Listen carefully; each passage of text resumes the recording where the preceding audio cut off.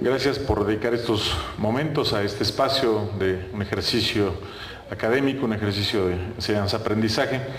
La Subprocuraduría Jurídica, a través de la Dirección General de Derechos Humanos, ha venido implementando estos espacios de conocimiento a efecto de fortalecer el diálogo y la academia respecto de temas que son neurálgicos, que son importantes para la vida de la Procuraduría. En este caso hemos invitado a dos personas que por su experiencia, su posición y sus cargos han representado cosas importantes en la vida cotidiana de esta ciudad. Y en principio me va a permitir presentar a Armando. Le digo Armando porque lo considero un amigo, es doctor por supuesto, pero además estuvo, aunque sea pasajera, pero estuvo aquí en la Procuraduría en algún momento. Tuvimos la oportunidad de colaborar con él. Y es una gran persona, un gran profesional del derecho, un estudioso.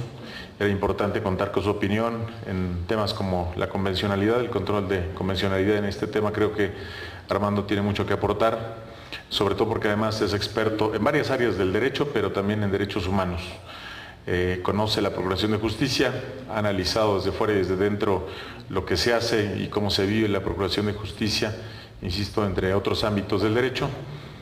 Por eso me permito hablarle de tú y de hablar de Armando. Es un placer que nos acompañes, un honor que estés entre nosotros.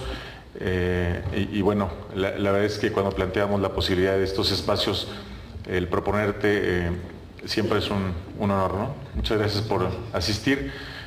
La dinámica sería la siguiente: cada uno de los ponentes usaría de 25 a 30 minutos. Y al final de cada participación abriríamos una ronda de comentarios o preguntas, alguna inquietud que cada uno de ustedes pudiera plantear.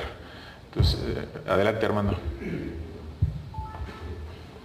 Muchas gracias, mi estimado Pérez Cova.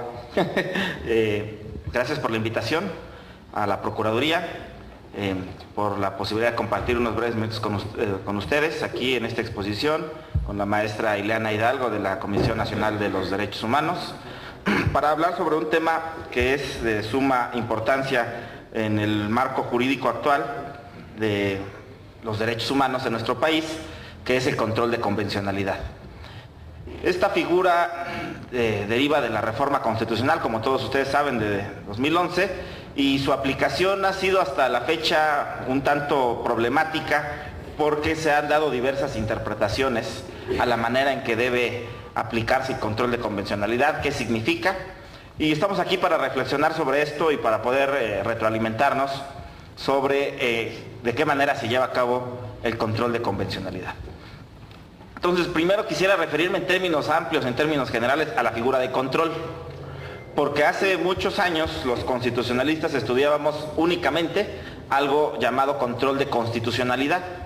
Esa era la premisa básica con la que se analizaban estos fenómenos constitucionales en nuestro país. Es hasta hace apenas unos cuantos años, quizá unos 10 años, que se introduce el análisis y reflexión de esta figura llamada control de convencionalidad y que cambia un poquito el esquema. Entonces, en términos generales, teníamos una figura de control constitucional que era el medio, digamos, extraordinario de defensa y protección en el que intervenía el Poder Judicial de la Federación exclusivamente y que tenía como fin, entre otras cosas, la protección de los derechos humanos contenidos en la Constitución, en aquel entonces llamados garantías individuales. El control de constitucionalidad tenía un alcance limitado, es decir, no se lograba proteger toda la Constitución, solamente se hacía referencia al tema de las garantías individuales, de acuerdo con la interpretación que había dado la Suprema Corte de Justicia al artículo 103, fracción primera, y al artículo 133. Nos decía que únicamente los tribunales de la Federación podían hacer control constitucional por la vía de amparo. Esta premisa cambió en el año del 96, cuando se introducen en la Constitución dos nuevas figuras de control constitucional, que fueron en el año del 95, fue cuando se introduce en la reforma constitucional, fue de diciembre del 94, y entran en vigor en el año del 95 dos medios de control constitucional adicionales, que son las acciones de inconstitucionalidad y la controversia constitucional. Y estos trataron de ser más amplios. Si el amparo solamente protegía un apartado de la Constitución, la llamada parte dogmática de la Constitución, que contenía las garantías individuales, La acción de inconstitucionalidad y la controversia constitucional ya se referían a la protección más amplia de la Constitución, ya llegaban a abarcar la llamada parte orgánica, sobre todo la controversia constitucional. En cuanto a conflictos de competencia entre federación, estados y municipios o entre poderes de un mismo nivel. Entonces nuestra figura de control constitucional crece, se hace más amplia. La acción de inconstitucionalidad es un juicio también, en su momento, que protege a toda la Constitución en contra de actos legislativos que pudieran ser violatorios de cualquier disposición o cualquier norma constitucional. Entonces fuimos creciendo de haber tenido 150 años más o menos un solo juicio de control constitucional que era el amparo, a crear más figuras como la acción y la controversia constitucional. Y luego vinieron ahora sí en el año del 96 otros dos juicios constitucionales que son los juicios en materia electoral. El JRC y el JDC, juicio de revisión constitucional electoral y el juicio para la protección de los derechos políticos electorales del ciudadano, con la reforma al artículo 98 constitucional. Entonces ya teníamos tres instancias, ¿no? La contenida en el artículo 103, el amparo, las que estaban en el artículo 105, fracciones 1 y 2, controversia constitucional y acción de inconstitucionalidad, y luego en el artículo 98 se agregan los juicios electorales, juicio de revisión constitucional electoral y juicio para la protección de los derechos político-electorales de los ciudadanos. Y eso nos llevó a que nuestro sistema de control constitucional estuviera implementado por estos 5 procesos constitucionales, estos 5 juicios, que por otro lado colateralmente dieron lugar a la idea de un derecho procesal constitucional. Estoy seguro que muchos de nosotros, los de cierta edad, cuando estudiamos la carrera de Derecho, estudiamos solamente Derecho Constitucional, no había todavía la idea de una rama procesal del Derecho Constitucional, aun cuando el amparo ya tenía muchos años de existencia. Pero se le dio origen a esta figura del Derecho Procesal Constitucional y esto permitió entonces establecer ya todo un sistema con una serie de mecanismos, una serie de medios de control constitucional. Sin embargo, a la luz de la fuente internacional de los derechos humanos, se fue avanzando en una idea que nació de resoluciones de la Corte Interamericana, en la que se hablaba no solo del control constitucional que hacen los estados, sino del control convencional o control de convencionalidad, tomando el término convención como sinónimo de tratado. En términos amplios, entendemos por convención todo tratado celebrado entre diversos países. En términos estrictos, los tratados pueden recibir distintas denominaciones: pacto, convenio, convención, declaración, según sus efectos, según sus características. Pero en términos de esta generalidad, se les identifica a los tratados como convenciones y de ahí nace la figura, el término o denominación control de convencionalidad. Es decir, toda una serie de mecanismos tendientes a lograr la eficacia de las disposiciones contenidas en los tratados. Eso es el control de convencionalidad, como lo fue en su momento también el control de constitucionalidad. Entonces se genera a través de resoluciones de carácter internacional esta idea de que también debe existir mecanismos de control para asegurarnos de que se cumplan las disposiciones de los tratados. Y bueno, eso es normal porque es la función principal de estas instancias de carácter internacional, como son la Comisión en su caso o la Corte Interamericana de Derechos Humanos en el sistema regional, en el sistema interamericano, o como las instancias del Sistema Universal de Naciones Unidas, que también tienen su equivalente. En ese sentido, tenemos que la figura, la idea de control de convencionalidad va permeando en los distintos estados, sobre todo en los que son parte del sistema interamericano, y pues nuestro país recoge unos años después esta idea, esta figura. Al elevarse a rango constitucional en la reforma de 2011, se adminicula esta figura de control convencional con la disposición contenida en el artículo 133 de la Constitución, que era lo que se conocía como control difuso. Entonces generamos un sistema bastante complejo de control, que incluye el control de constitucionalidad y el control de convencionalidad, así como el control concentrado y el control difuso. Permítanme explicar esto porque es uno de los temas Cada vez que tengo que hablar sobre el control convencional y el control difuso, este es uno de los temas que resultan más complejos y más complicados. Entonces, están íntimamente relacionados los temas de control convencional y control de constitucionalidad con el control difuso y el control concentrado. Cuando hablamos de control de convencionalidad y control de constitucionalidad, hablamos de qué se protege. La pregunta que nos hacemos es, ¿qué es lo que se protege? Entonces, cuando hablamos de control de constitucionalidad, decimos se protege toda la Constitución. ¿De qué tipo de actos? Bueno, de actos de carácter legislativo, de actos de carácter administrativo. ¿Qué sujetos pueden promover estos juicios o estos procesos? Hay sujetos legitimados en el caso del amparo, sujetos legitimados para promover la controversia constitucional, etc. Pero entonces, cuando hablamos de control constitucional y control de convencionalidad, estamos preguntándonos qué es lo que se está protegiendo a través de esos medios. Cuando hablamos de control difuso y control concentrado, respondemos a la pregunta ¿cómo se protege? O ¿quién es el que protege? Ya sea la Constitución o los tratados. Y en el caso del control concentrado, esta figura, conocida también como el sistema de control austriaco, conocida en la teoría como el sistema de control austriaco, responde a la lógica de la figura del Tribunal Constitucional ideado por Hans Kelsen en su obra de 1929, que se denomina ¿Qué es un Tribunal Constitucional?, y donde él explica y diseña la figura del Tribunal Constitucional. El otro sistema de control que existe en cuanto a los sujetos que lo aplican es el control difuso, también conocido como control, el sistema norteamericano, desde la perspectiva de la teoría, porque es el sistema que contiene originalmente la Constitución norteamericana y es el mismo sistema que nuestra Constitución ha venido copiando del modelo norteamericano históricamente hasta llegar al texto vigente del artículo 133. En un apartado que dice, si ustedes recuerdan el 133 constitucional, en su segundo apartado dice: los jueces de los estados se apegarán a la Constitución y a los tratados por encima de sus leyes locales, de sus constituciones y leyes locales. Ese es el control difuso.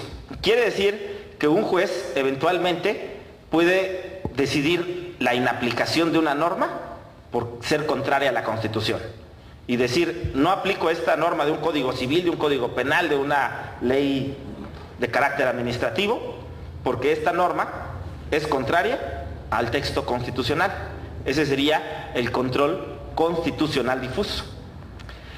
Esto se encuentra en el artículo 133 de nuestra Constitución desde su creación, bueno, desde la vigente en el año de 1917. Esta disposición ya se encontraba ahí, sin embargo, fue suprimida por la vía jurisprudencial, una resolución o un criterio de la Suprema Corte de Justicia que decía que si bien el 133 hablaba de este control difuso, no podía aplicarse porque el artículo 103, fracción primera, decía que solo los tribunales de la Federación podían conocer de controversias en materia constitucional, aunque el 103 no decía que eran solo los tribunales de la Federación.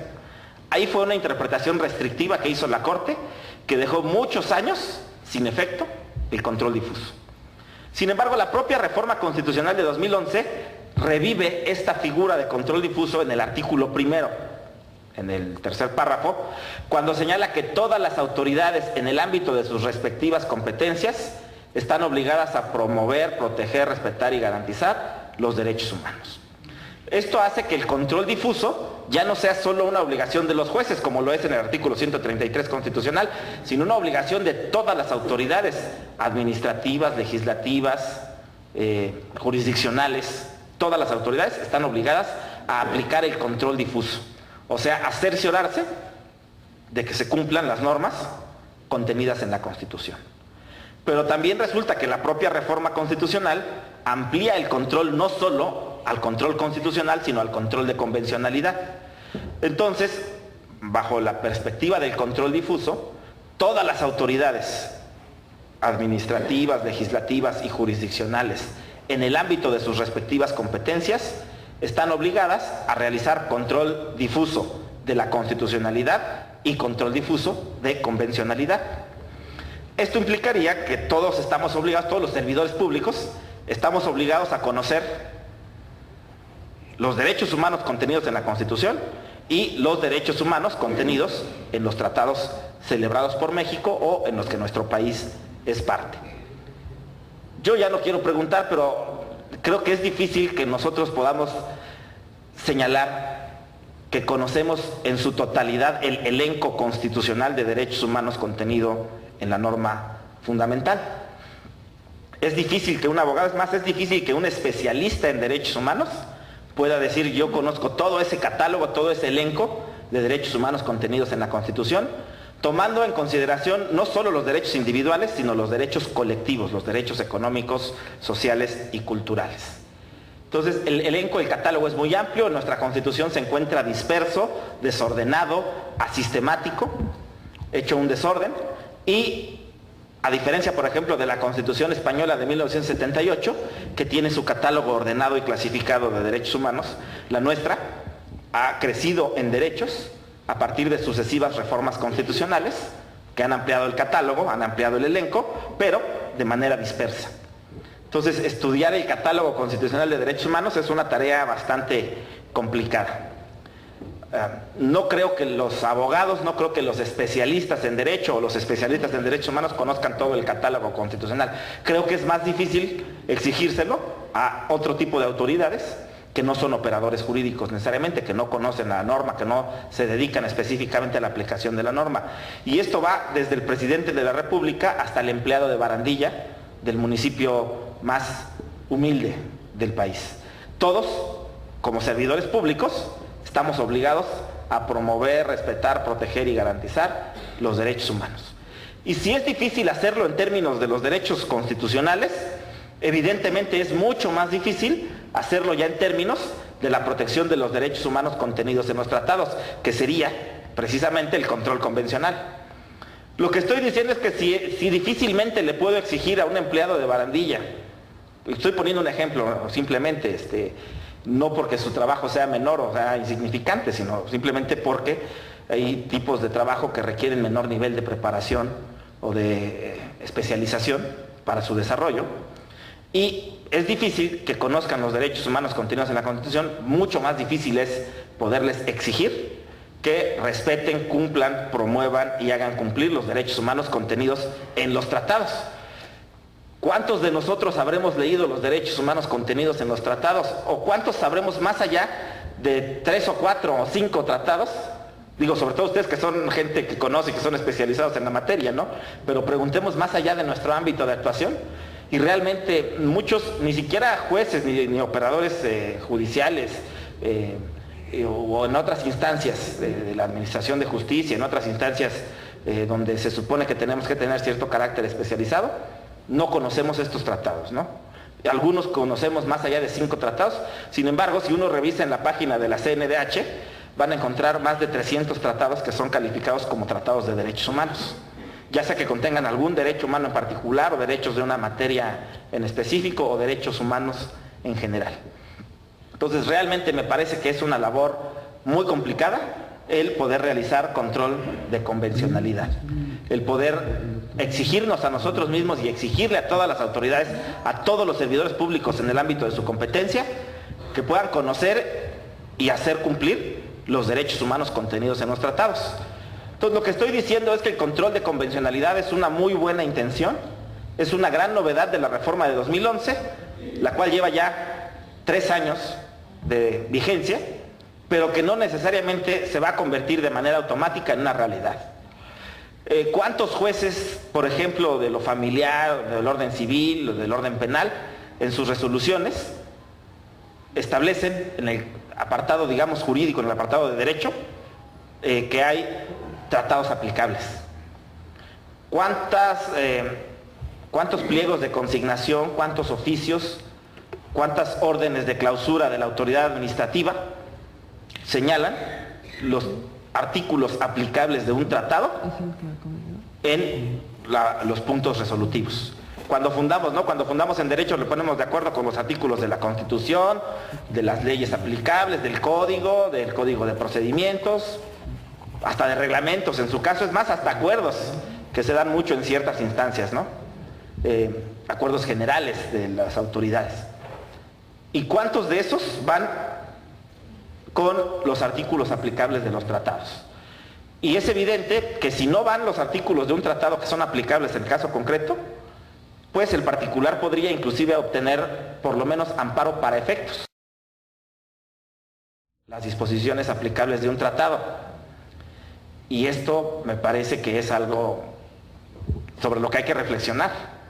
Y lo digo yo como litigante, que he sido litigante en materia de amparo administrativo por muchos años. Cuando yo aprendí todo esto, cuando hice la especialidad en Derechos Humanos en el año 2001, allá en la UNAM, recuerdo que le pedí a una autoridad administrativa que me había emitido una orden de clausura que fundara su resolución en un tratado, en el Pacto Internacional de Derechos Civiles y Políticos. Estoy hablando de 2001, todavía no había, aunque parezca increíble, las fuentes de acceso a la información que tenemos hoy en día con el Internet. Y me decía el director general jurídico y de gobierno de esa delegación, a ver, tráeme el tratado ese que estás alegando para ver qué dice. Porque es algo que sonaba, imagínense, si hoy en día todavía suena raro, hace 13 años, lo difícil que era invocar un tratado y que alguien te hiciera caso y lo señalara como parte de la fundamentación en una resolución o acto, en este caso, de una autoridad administrativa. Entonces, para mí la reflexión del control de convencionalidad es la obligación que tenemos todos nosotros de echarle una revisada a los tratados celebrados por nuestro país. Y fíjense bien que dije tratados porque yo oigo con mucha frecuencia que hablan de tratados internacionales. Y yo me pregunto si hay tratados nacionales o de qué otro tipo hay, ¿no? Todo tratado es un acuerdo internacional, es un acuerdo entre países, entre naciones. Evidentemente es tautológico decir tratados internacionales, pero es algo que con mucha frecuencia la gente repite, los tratados internacionales. Pues no hay otros, son tratados, nada más.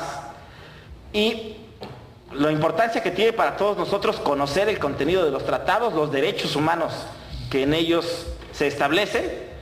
Ya si conocemos los básicos, los 5 básicos, la Declaración Universal de Derechos Humanos, el Pacto Internacional de Derechos Civiles y Políticos, el Pacto Internacional de Derechos Económicos, Sociales y Culturales, que ese muchas veces no lo conocen la gente que se dedica a la Procuración y Administración de Justicia, porque casi siempre nos vamos solo al ámbito de los derechos individuales. La Convención el Pacto de San José o Convención Americana sobre Derechos Humanos y el Protocolo de San Salvador, que es la parte del Pacto de San José que contiene los derechos colectivos. Si conocemos esos 5 ya estamos, digamos, con un gran avance. Sin embargo, hay muchas otras disposiciones, muchos otros tratados que nos obligan como servidores públicos. Por ejemplo, muchas veces no sabemos que como autoridad estamos obligados a darle trato preferente a las personas de la tercera edad o a las personas que presentan una discapacidad, porque hay tratados que nos obligan a ello. Digo, ya también hay normas internas en algunos casos, pero en este caso hay tratados que nos obligan a dar trato preferente. Entonces, si tenemos a una persona de la tercera edad esperando en sala de espera, resulta que estamos violando un derecho humano como servidores públicos. Y eso es algo que hay que conocer y hay que identificar a la luz del contenido de los tratados celebrados por nuestro país. Por ejemplo, por poner solamente algunos ejemplos sencillos. Así como en su momento la Corte, cuando emitió la sentencia famosa del caso Radilla Pacheco, un mes después de la reforma constitucional de 2011, la reforma se publica el 10 de junio de 2011 y la sentencia del caso Radilla Pacheco sale a la luz el 13 de julio, un mes después de ese mismo año, y en ella la Corte dice que en una nueva reflexión abandona su criterio histórico que prohibía el control difuso y que ahora sí se da cuenta que la Constitución sí dice lo que ya todos sabíamos que sí dice, es decir, que las autoridades están obligadas a hacer control difuso.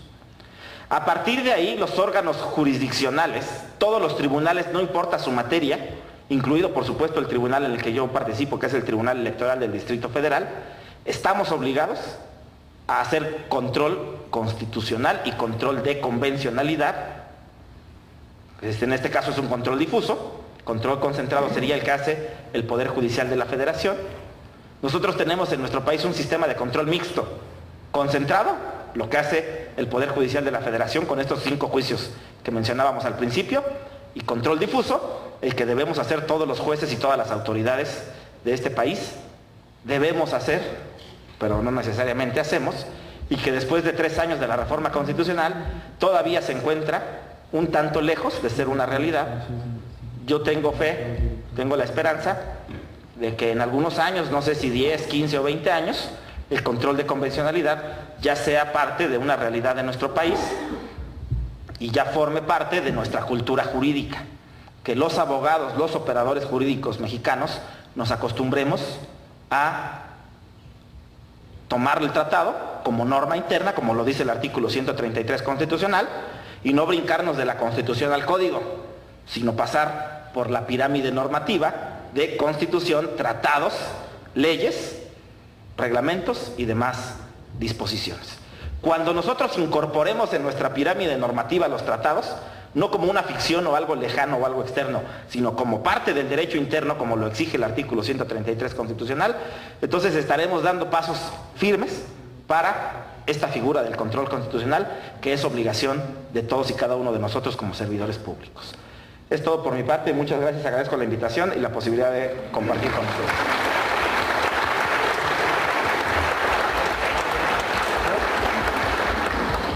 Muchas gracias, Armando. Efectivamente, lo que comentas viene a cuenta porque en la coyuntura que se vive en todo el país, pero sobre todo en la capital, con la implementación de la reforma penal constitucional, viene a cuenta, por supuesto, hablar de este tema que bien nos hace falta a quienes operamos como parte del sistema de justicia penal en el Instituto Federal. Muchas gracias, Armando, por tu participación y bueno, te queremos con sencillez y humildad otorgar un reconocimiento por tu participación. Muchas gracias.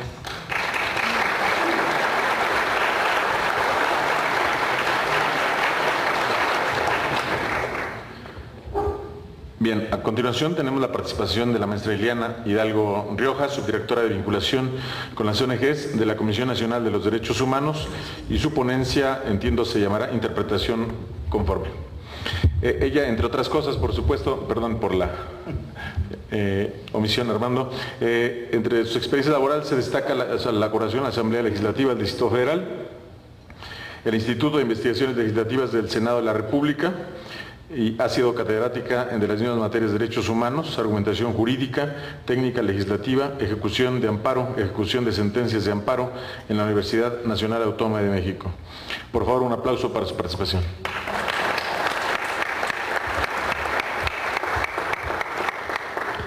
Bueno, pues antes que nada quiero agradecer la invitación. Estamos aquí con mucho gusto y bueno, continuando con este ciclo de conferencias. Hablaba el doctor Armando Hernández del control de convencionalidad, del control difuso, qué protege y quién debe protegerlo. Y entonces entramos a la materia de interpretación, porque no solo se trata de decir que como ya tenemos o estamos obligados a tener un control de convencionalidad, pues ya la norma internacional debe imperar sobre la norma nacional. Entonces el tema que nos toca, que es el conocido aquí en México por la Suprema Corte de Justicia de interpretación conforme, internacionalmente conocido como principio pro homine o principio pro persona, es el que vamos a entrar. Porque no nada más se trata de que si ya tenemos un control de convencionalidad, apliquemos la norma internacional.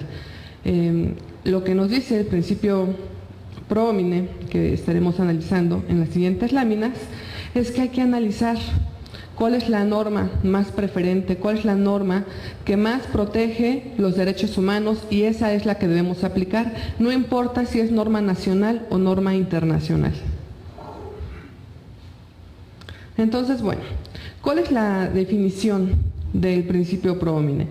Tiene como fin acudir a la norma más protectora o a preferir a la interpretación de mayor alcance de estas al reconocer o garantizar el ejercicio de un derecho fundamental, o bien, en sentido complementario, aplicar la norma y o interpretación más restringida de establecer limitaciones o restricciones al ejercicio de los derechos humanos. Es decir, ante una norma hay veces que tenemos que ampliar el derecho o tenemos que restringirlo, dependiendo de cómo se va a aplicar a la persona y cuál esta garantiza más la protección de sus derechos humanos.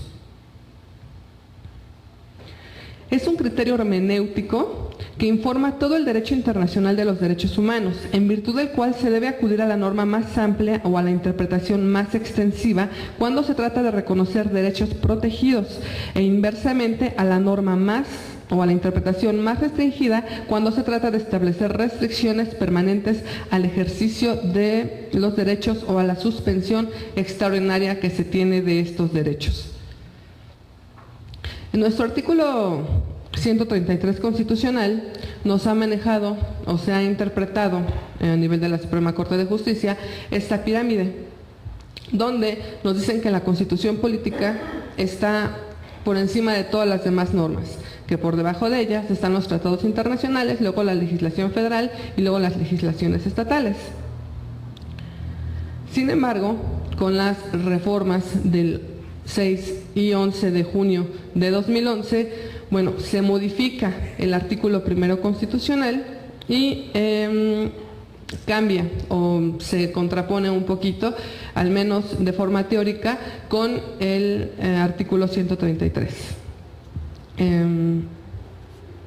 Nos dice el párrafo tercero: todas las autoridades en el ámbito de sus competencias tienen la obligación de promover, respetar, proteger y garantizar los derechos humanos de conformidad con los principios de universalidad, interdependencia, indivisibilidad y progresividad. En consecuencia, el Estado deberá prevenir, investigar, sancionar y reparar las violaciones a los derechos humanos en los términos que establezca la ley.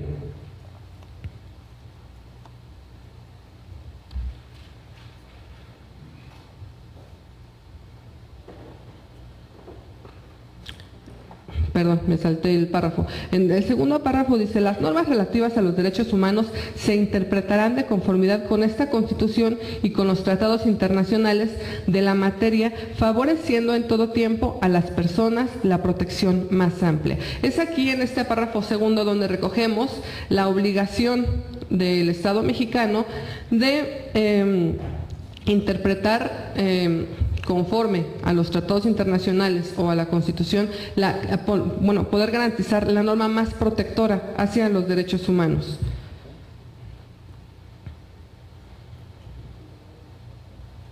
Y bueno, aquí teóricamente vemos un conflicto entre dos principios jurídicos: el principio de la supremacía constitucional, establecido en el artículo 133 constitucional que vimos en la penúltima lámina, y el artículo primero constitucional en su segundo párrafo que vimos en la lámina anterior. Sin duda puede presentarse un conflicto entre el principio constitucional de supremacía constitucional previsto en el artículo 133, que dispone que la Constitución es superior jerárquicamente a cualquier otra norma del ordenamiento jurídico y por lo tanto debe aplicarse su texto por encima de cualquier disposición contraria contenida en cualquier otra norma de menor nivel, y el principio pro homine o pro persona, propio de las teorías de los derechos humanos, que plantea que ante una posible antinomia entre normas jurídicas debe aplicarse aquella que presente un mayor beneficio al individuo o gobernado. Pero muchos nos preguntamos: ¿y cómo lo aplico? ¿Qué es lo que tengo que hacer? ¿Cómo hacerlo? Y bueno, damos aquí